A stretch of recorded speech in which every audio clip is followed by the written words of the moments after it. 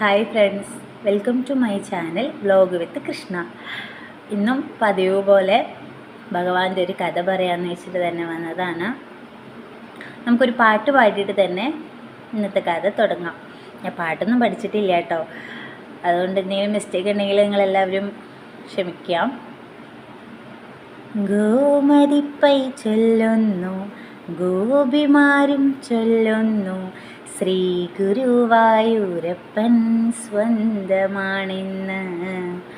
നന്ദിനിക്കും മക്കൾക്കും സുന്ദരിത്തൈ വല്ലിക്കും ചന്തമേറും ശ്രീകൃഷ്ണൻ ബന്ധുവാണെന്ന്.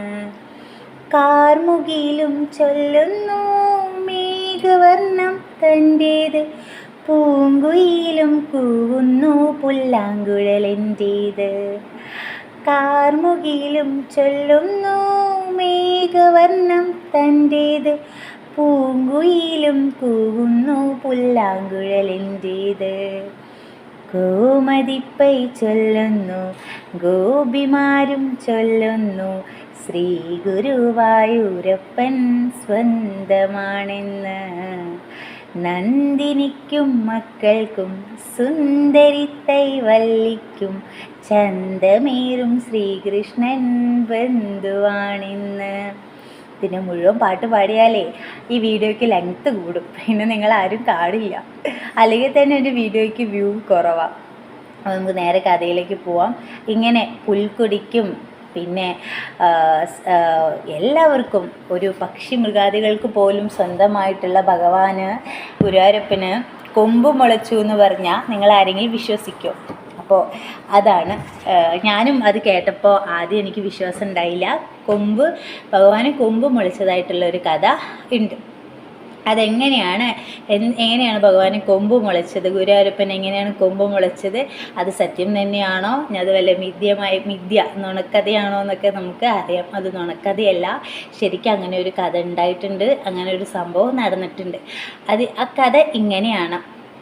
മേൽപ്പത്തൂർ ഭട്ടതിരിപ്പാടും പൂന്താനം നമ്പൂതിരിയാണ് ഇതിലെ കഥാപാത്രങ്ങളായിട്ട് പറയുന്നത്. മേൽപ്പത്തൂർ ഭട്ടതിരിപ്പാട് എന്ന് പറഞ്ഞാൽ ഭഗവാന്റെ വലിയ ഭക്തനാണല്ലോ, നല്ല സാത്വികനാണ്, ഭയങ്കര എന്താ പറയുക, ബുദ്ധിയുള്ള ആളാണ്. ഒരുപാട് ഗ്രന്ഥങ്ങളൊക്കെ ഭഗവാന്റെ ഗ്രന്ഥങ്ങളൊക്കെ രചിച്ചിട്ടുണ്ട്. അങ്ങനെ ഒരു ദിവസം ഗുരുവായൂരപ്പൻ്റെ ദർശനം കിട്ടുകയാണ് മേൽപ്പത്തൂർ ഭട്ടതിരിപ്പാടുക്ക്. എങ്ങനെയാണ്? ഉണ്ണിക്കണ്ണൻ്റെ രൂപമായിട്ടാണ് ഭഗവാന്റെ രൂപം മേൽപ്പത്തൂർ ഭട്ടതിരിപ്പാട് കാണുന്നത്. ചെറിയൊരു ഉണ്ണിയായിട്ടൊരു പ്രകാശം പോലെ ഉണ്ണിക്കണ്ണനെ കാണുകയാണ്. ഇത് എല്ലാവരോടും ഭട്ടതിരിപ്പാട് പറഞ്ഞു, എല്ലാവരും അറിഞ്ഞു, പറയാതെയും പറഞ്ഞു, എല്ലാവരും അറിഞ്ഞു. എല്ലാവരും വന്ന് മേൽപ്പത്തൂർ ഭട്ടതിരിപ്പാടിനെ വണങ്ങി ഭഗവാന് തുല്യം കണ്ടു. കാരണം നിങ്ങൾ ജ്ഞാനിയാണ്, ഗുരുവായൂരപ്പനെ തന്നെ ദർശിക്കാനുള്ള ഭാഗ്യമുണ്ടായി, നിങ്ങൾ ജ്ഞാനിയാണ്, നിങ്ങൾ ഭാഗ്യവാനാണ്, നിങ്ങൾ ബുദ്ധിശാലിയാണ്, നിങ്ങൾ എത്ര ജന്മത്തിൻ്റെ പുണ്യമാണ് ചെയ്തത് ഭഗവാനെ നേരിൽ കാണാൻ, അതും ഒരു ഉണ്ണിയുടെ രൂപമായിട്ട് കാണാൻ എന്ന് പറഞ്ഞിട്ട് എല്ലാവരും മേൽപ്പത്തൂർ ഭട്ടതിരിപ്പാടിനെ നമസ്കരിച്ചു. ഈ സത്യം മേൽപ്പത്തൂർ ഭട്ടതിരിപ്പാട് ഭഗവാനെ ഉണ്ണിക്കണ്ണൻ്റെ രൂപത്തിൽ കണ്ടു എന്നുള്ള സത്യം പൂന്താനം നമ്പൂതിരിയുടെ ചെവിയിലും എത്തി. കുറേ കാലമായിട്ട് ഭഗവാനെ കാണണം എന്നുള്ള ആഗ്രഹം കൊണ്ട്, ഭഗവാന്റെ ഏറ്റവും വലിയ ഭക്തനാണല്ലോ പൂന്താനവും, അപ്പോൾ ഭഗവാനെ കാണണം എന്നുള്ള ആഗ്രഹം പൂന്താനത്തിനും ഉണ്ട്. ഭഗവാന്റെ രൂപം എങ്ങനെയാണെന്ന് അറിയാനുള്ള ആകാംക്ഷയുണ്ട്. അപ്പോൾ ഈ രൂപം എങ്ങനെയാണെന്ന് അറിയണമെങ്കിൽ ഭഗവാനെ നേരിട്ട് കണ്ട ഒരാൾക്കല്ലേ സാധിക്കുള്ളൂ. അങ്ങനെ ഇപ്പോൾ ഒരാളല്ലേ ഉള്ളൂ, മേൽപ്പത്തൂർ ഭട്ടതിരിപ്പാട്. അങ്ങനെ ഒരുപാട് സന്തോഷത്തോടുകൂടിയും പ്രതീക്ഷയോടുകൂടിയും മേൽപ്പത്തൂർ ഭട്ടതിരിപ്പാടിനെ കാണാൻ പൂന്താനം വരികയാണ്. പൂന്താനം മേൽപ്പത്തൂർ ഭട്ടതിരിപ്പാടിനെ കണ്ടു. തിരുമേനി, അങ്ങ് എന്ത് ഭാഗ്യം ചെയ്ത ആളാണ്, എൻ്റെ ഉണ്ണിക്കണ്ണനെ കാണാൻ പറ്റിയില്ലേ, പറയൂ തിരുമേനി, ഭഗവാന്റെ രൂപം എങ്ങനെയാണ്, ആ ഉണ്ണിയുടെ രൂപം എങ്ങനെയാണ്, ഭഗവാന്റെ രൂപം എങ്ങനെയൊക്കെയാണ്, അതെനിക്ക് വർണ്ണിച്ചു തരൂ. ഭഗവാന്റെ ആ രൂപം കാതുകളിൽ കുളിർമയോടെ കേൾക്കുന്ന രീതിയിൽ എനിക്ക് വർണ്ണിച്ചു തരൂ തിരുമേനി എന്ന് പറഞ്ഞു. അപ്പോൾ തന്നെ മേൽപ്പത്തൂർ ഭട്ടതിരിപ്പാടിക്ക് എല്ലാവരും വന്ന് നമസ്കരിക്കുകയും എല്ലാവരും പുകഴ്ത്തുകയൊക്കെ ചെയ്തപ്പോൾ തന്നെ ഒരു അഹങ്കാരം മേൽപ്പത്തൂരിന് വന്നിട്ടുണ്ട്.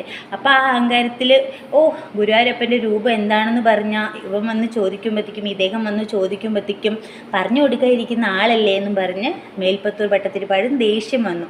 എന്നിട്ട് എങ്ങനെയെങ്കിലും ഒരു രൂപം പറഞ്ഞു കൊടുത്താൽ പോരെ, ഈ പൊട്ടനുണ്ട എന്തെങ്കിലും അറിയണമെന്നുള്ളൊരു അഹങ്കാര ചിന്തയിൽ ഒരു ചട്ടി കമഴ്ത്തിയ ഒരു പോത്തിനെ പോലെയാണ് ഭഗവാന് 2 കൊമ്പൊക്കെ ഉണ്ട്, ഭഗവാനെ കാണാൻ ഒരു പോത്തിനെ പോലെയാണ് എന്ന് പറഞ്ഞ് കൊടുത്തു.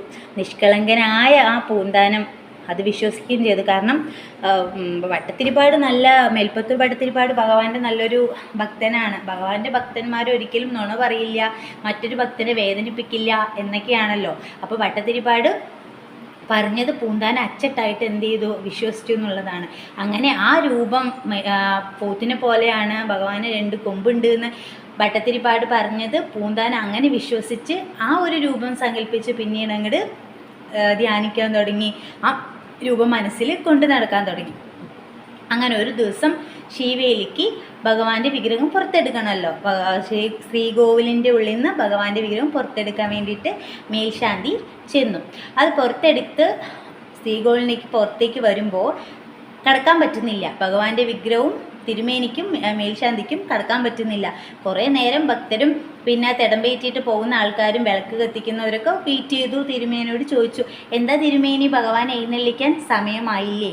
പക്ഷേ തിരുമേനിക്ക് മേൽശാന്തിക്ക് ആ പടി കടക്കാൻ പറ്റുന്നില്ല, എന്തോ തടയുന്ന പോലെ തോന്നാണ്.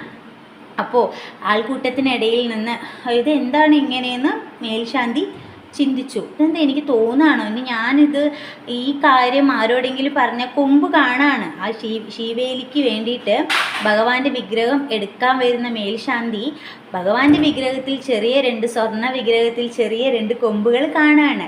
അങ്ങനെ അത്ഭുതപ്പെട്ടു. മേൽശാന്തി അത്ഭുതപ്പെട്ടു.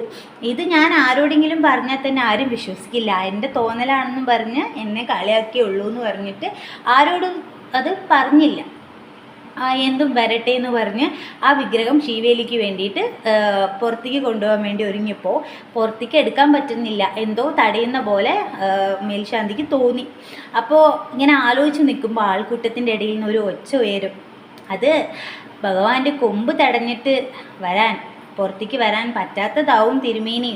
മേൽശാന്തി ആ വിഗ്രഹം ഒന്ന് ചരിച്ചു കൊണ്ടുവരൂ, അപ്പോൾ പുറത്തേക്ക് എടുക്കാൻ പറ്റുമെന്ന് പറഞ്ഞു. പറയുന്നത് ആരാണ്? പൂന്താനാണ്. പൂന്താനം ഭഗവാന്റെ ഏറ്റവും വലിയ ഭക്തനാണ്, അത് മേൽശാന്തിക്ക് അറിയാം. അപ്പം പറയുന്നതിൽ എന്തോ കാര്യമുണ്ടെന്ന് പറഞ്ഞിട്ട് ആ വിഗ്രഹം ചെറുതായി ഒന്ന് ചരിച്ചപ്പോൾ ഈസി ആയിട്ട് തന്നെ ആ വാതിലിലൂടെ ഭഗവാനെ പുറത്തേക്ക് കൊണ്ടുവരാൻ പറ്റിയെന്നാണ്. അപ്പം നോക്കി നോക്കൂ,